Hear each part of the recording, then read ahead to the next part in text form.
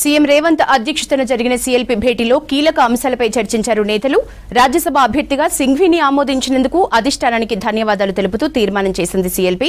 త్వరలోనే బీఆర్ఎస్ బీజేపీలో విలీనమవుతుందన్నారు మంత్రి కోమటిరెడ్డి. బీఆర్ఎస్ హయాంలో మహిళలపై జరిగిన దాడులపై కూడా కేటీఆర్ మహిళా కమిషన్లో ఫిర్యాదు చేస్తే బాగుంటుందన్నారు సీతక్క. రాష్ట్రం నుంచి రాజ్యసభ సభ్యుడిగా అవకాశం రావటం అదృష్టంగా భావిస్తున్నానని చెప్పారు సింఘ్వి.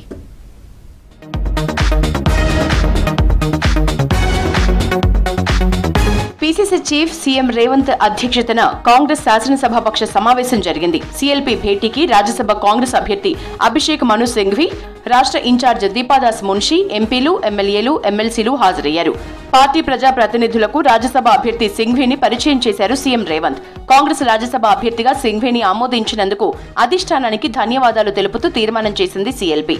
భేటీలో రాజ్యసభ ఎన్నికతో పాటు లోకల్ బాడీ ఎన్నికలు, తాజా రాజకీయ పరిణామాలపై చర్చించారు నేతలు. పార్టీ బలోపేతమే లక్ష్యమన్నారు మంత్రులు. మునిగిపోయిన పార్టీ బీఆర్ఎస్ గురించి మాట్లాడాల్సిన అవసరం లేదన్నారు. బీఆర్ఎస్ త్వరలోనే బీజేపీలో విలీనమవుతుందన్నారు. అందుకోసం ఢిల్లీలో పెద్ద ఎత్తున ఆ పార్టీ నేతలతో చర్చలు జరుగుతాయన్నారు. 2014 నుంచి రాష్ట్రంలో మహిళలపై జరిగిన దాడులపై కూడా మహిళా కమిషన్ కు కేటీఆర్ చేస్తే బాగుంటుందన్నారు. రుణమాఫీ చేయని బీఆర్ఎస్ తాము పూర్తిగా రుణమాఫీ చేస్తే విమర్శలు ఎందుకని ప్రశ్నించారు మంత్రులు. ఆయన స్థానంలో 6,000 మైనస్ వచ్చింది. కేటీఆర్ స్థానంలో 6,000 మైనస్ పార్లమెంట్ ఎన్నికల్లో ఏ ముఖం పెట్టుకుని మాట్లాడుతున్నాడు?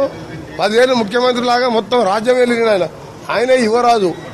ఇవాళ హరీష్ రావు ఆయన 2,000 మెజార్టీ, మా దగ్గర ఒక్కొక్కరి దగ్గర 60-70,000 మెజార్టీ.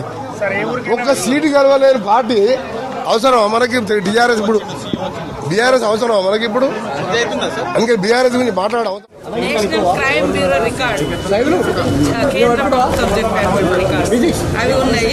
ఇది మా దగ్గర రికార్డు కూడా ఉంది. ఇవన్నీ కూడా మీ ప్రభుత్వంలో జరిగినాయి. వీటి గురించి కూడా పట్టుకున్నారు. అంటే ఆయన దొర్లిన మాటల గురించి మేము మాట్లాడుతున్నాం. మీరేం చేసారు? మేము ఖచ్చితంగా ప్రతి ఇన్సిడెంట్కు వెంటనే చర్య తీసుకున్నాం. గంటలలో దోషులను దొరకబట్టినాం. మరి కఠినంగా శిక్ష పడే విధంగా కోర్టు గొప్ప చెప్పినాం, జైల్లో పెట్టినాం. యథాలాభమని మళ్ళీ ప్రత్యేకంగా మహిళలు పెట్టి తిట్టిస్తా ఉన్నారు.